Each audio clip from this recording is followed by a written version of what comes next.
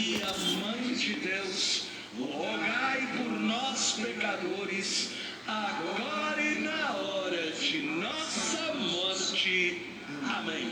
Sentados, em nome do Pai, do Filho e do Espírito Santo. Amém. Louvado seja nosso Senhor Jesus Cristo. Sempre seja louvado. Hoje, meu querido e minha querida, eu quero convidar você a direcionar o seu coração e a sua mente para São Miguel. Em nosso caminho de fé, nós somos frequentemente lembrados de que nós não estamos apenas vivendo a nossa vida física. Infelizmente, muitos imaginam que a vida se resume simplesmente em comer, beber, se divertir, descansar, trabalhar, ganhar dinheiro, passear, como se a vida fosse somente isso. O apóstolo Paulo vai dizer em uma das suas cartas que estas pessoas são as mais dignas de pena, porque a nossa vida, primeiro, é uma vida que nós recebemos de Deus e que nós não podemos jamais perder esta dimensão sobrenatural. Nós fomos criados à imagem e semelhança de Deus. Nós somos em Jesus Cristo adotados como filhos de Deus. Portanto, a nossa vida não se resume somente a uma vida física, mas nós também estamos envolvidos, meus queridos e minhas queridas, em uma batalha espiritual. A luta contra o mal e as tentações é algo que nós não podemos ignorar. Está diante dos nossos olhos, está diante dos nossos olhos. Basta a gente olhar para a situação do mundo, basta a gente olhar o modo como as pessoas se relacionam, basta a gente olhar para aquilo que está acontecendo. E nós estamos vendo, o mundo está em chamas, mas não é a chama do Espírito Santo. É a chama, infelizmente, do mal. É a chama desta batalha espiritual. Mais uma vez, Satanás tenta dar a impressão que ele tem um poder que pode desafiar a Deus. Por isso nunca é demais a gente recordar a revelação preciosa do apóstolo São Paulo, lá na carta aos Efésios, no capítulo 6, versículo 12. E prestem muita atenção. Eu não me canso de repetir as palavras de São João Paulo II, quando ele foi celebrar a Santa Missa perto da cidade do São Pio de Pietrautina, lá no Monte Gargano, aonde São Miguel havia aparecido. É a primeira aparição, aonde de um modo corpóreo São Miguel aparece, e o Papa lá, ele diz: não nos enganemos. E nós muitas vezes imaginamos que essa situação do mundo é por causa da economia, por causa da política, é por causa dos homens. Existe a responsabilidade, existem estas e outras causas, mas o Papa dizia, por trás de tudo isso, está esta força terrível do inimigo do homem, que se chama Satanás, que nós muitas vezes não queremos acreditar na sua existência. Mas veja o que São Paulo nos diz aí em Efésios 6,12, página 1503 da Bíblia Ave Maria. Pois não é contra homens de carne e sangue que temos de lutar, mas contra os principados e potestades, contra os príncipes deste mundo tenebroso, contra as forças espirituais do mal espalhadas, de São Paulo, nos ares. Portanto, meus queridos e minhas queridas, nós temos que entender que São Miguel nos convida a reconhecer esta batalha espiritual. Não podemos ser ingênuos, porque senão nós seremos enganados. Não podemos ser ingênuos, imaginando, eu não faço faço mal para ninguém, eu não me envolvo com as pessoas do mal.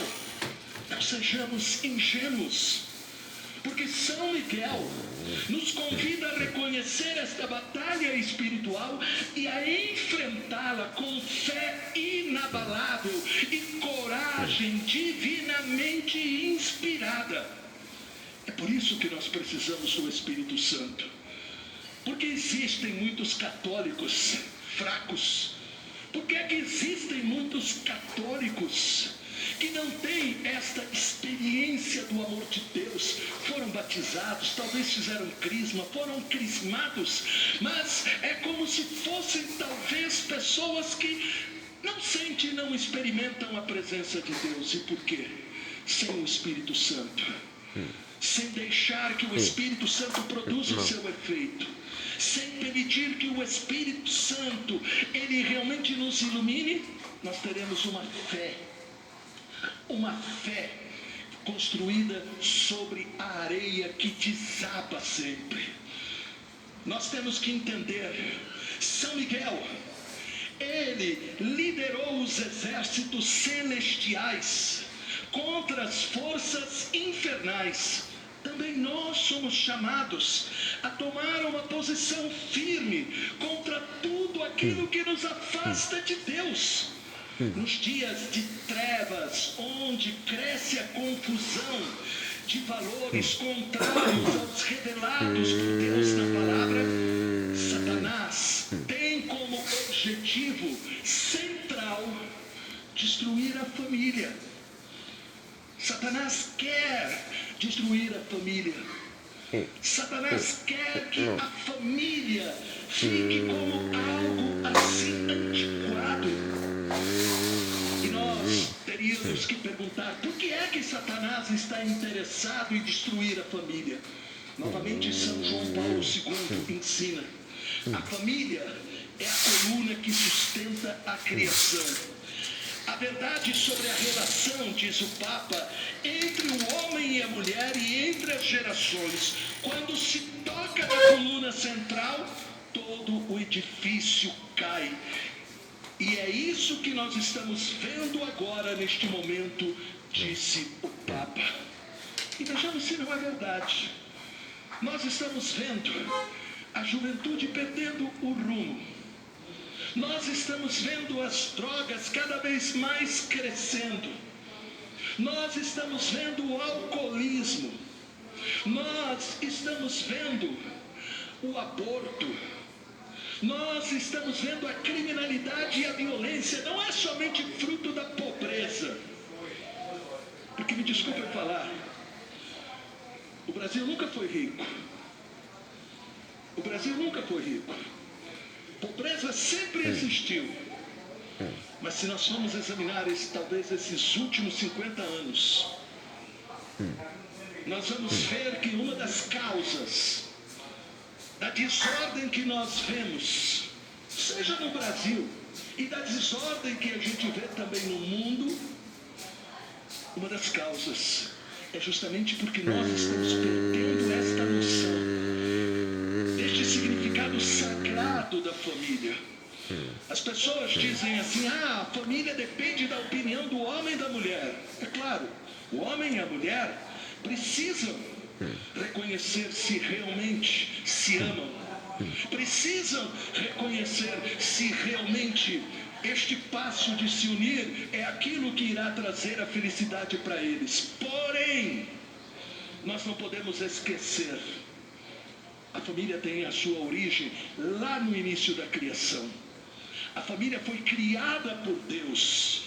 E São João Paulo II, quando passou pelo Brasil, na missa que ele celebrou no Rio Grande do Sul, ele dizia, a família não está debaixo das leis humanas.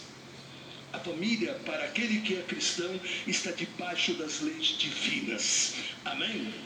Está debaixo, por quê? Porque a família nasceu do coração amoroso de Deus.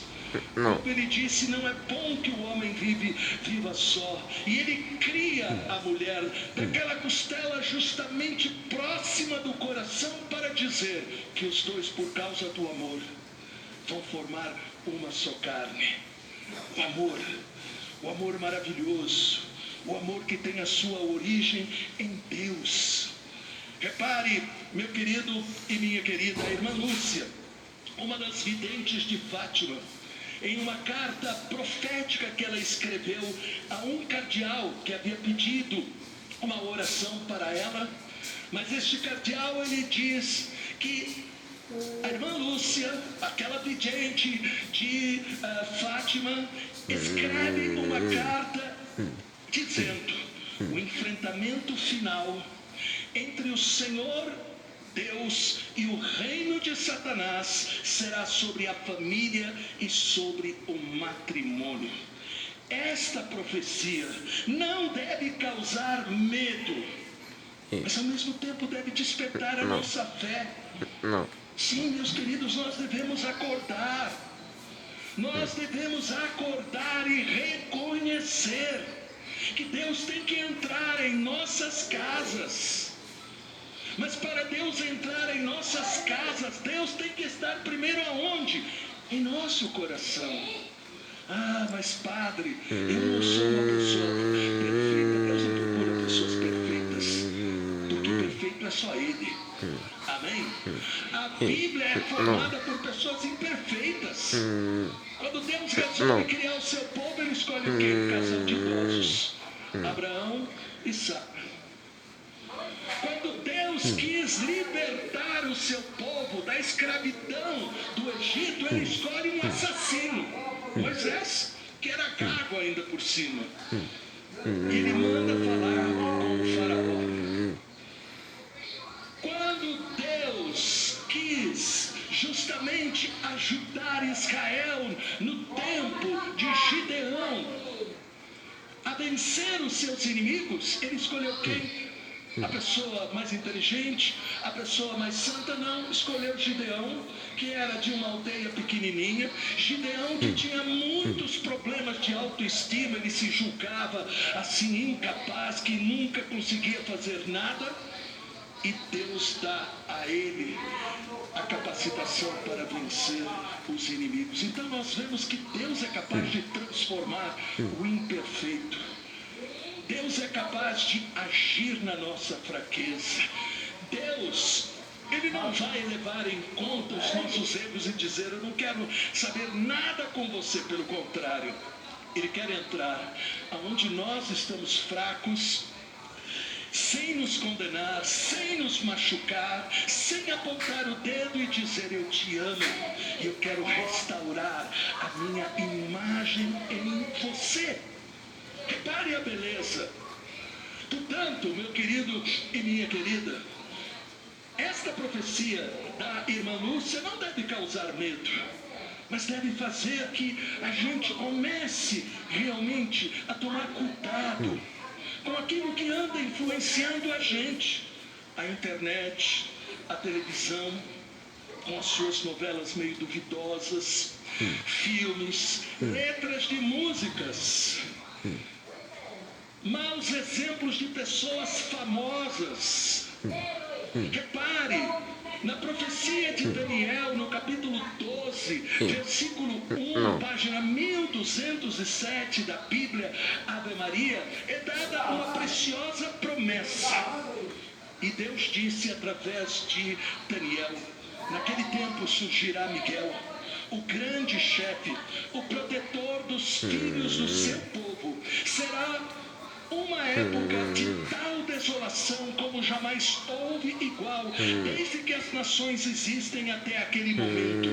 Então, entre os filhos de teu povo serão salvos todos aqueles que se acharem escritos no livro. Deus, portanto, nos revela, meus queridos, São Miguel, não apenas protetor das nossas famílias, mas também como um guia em meio às adversidades e aflições. O essencial é a gente entender que ao invocar São Miguel para proteger nossas famílias, nós estamos nos conectando com o poder de Deus, porque é Ele que envia São Miguel. O Salmo 33, versículo 8, página 681 da Bíblia Ave Maria declara: o anjo do Senhor acampa ao redor dos que temem a Ele e os